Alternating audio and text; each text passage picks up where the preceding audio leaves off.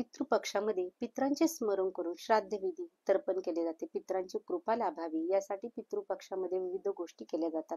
पितृऋण फेडणे हे माणसाचे कर्तव्य मानले गेले आहे आणि पितृऋण फेडण्यासाठी पितरांसाठी श्राद्धविधी हा आवश्यक असतो.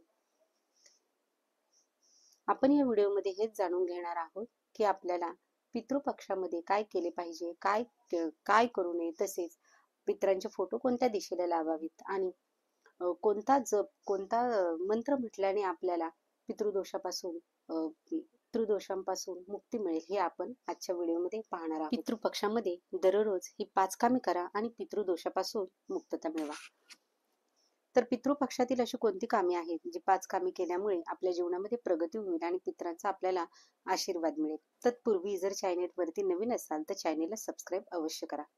तर पितृपक्षामध्ये दररोज तर्पण करावे, परंतु ज्यांचे आई वडील हयात आहेत त्यांनी तर्पण करू नये. तर ज्यांचे आई वडील हयात आहेत त्यांनी रोज सकाळी आपल्या पितरांचे आणि अधिष्ठता देवतांचे ध्यान करताना सूर्यदेवाला जल अर्पण करावे. आणि ज्यांचे माता पिता हयात नाहीत त्यांच्यापैकी कोणीही नसेल त्यांनी पितृपक्षात दररोज दक्षिणेकडे तोंड करून तर्पण करावे. तर्पण ही नेहमी पाण्यामध्ये दूध आणि तीळ मिसळून करावे. तसेच पितृपक्षामध्ये दररोज गाईला चारा खाऊ घालावा. रोज जेवण तयार करताना गायीसाठी पहिली पोळी करावी. असे केल्यामुळे देवदेवतांचा आशीर्वाद प्राप्त होतो.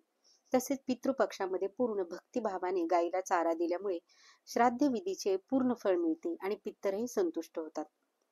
तसेच पितृपक्षाच्या काळामध्ये गायीला गवत खाऊ घालण्याने पितरांचा नेहमी कुटुंबावर आशीर्वाद राहतो.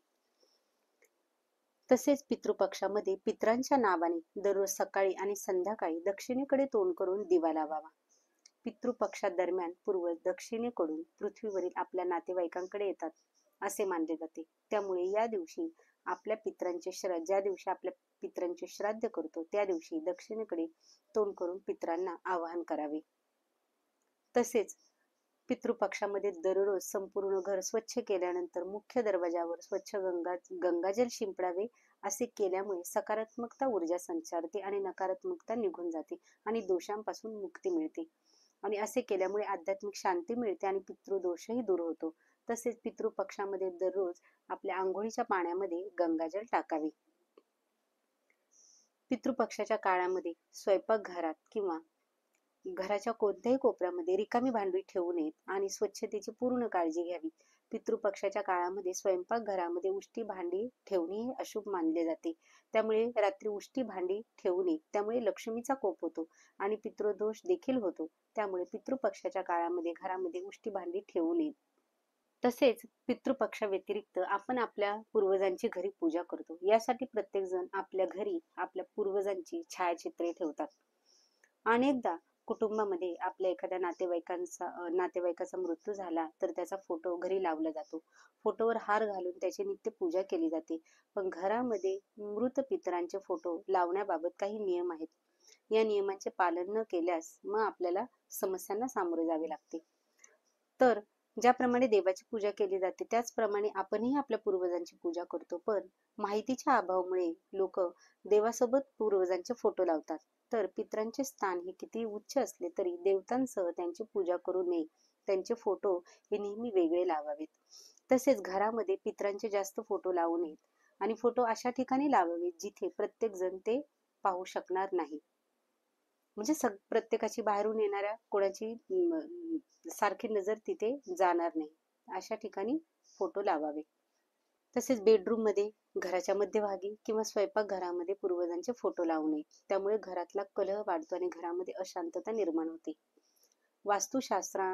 शास्त्रानुसार सर्व लहान मोठ्या गोष्टींसाठी दिशा दिली आहे. वास्तुशास्त्रामध्ये उत्तराभिमुख भिंत हे पूर्वजांचे फोटो लावणे शुभ मानले जाते.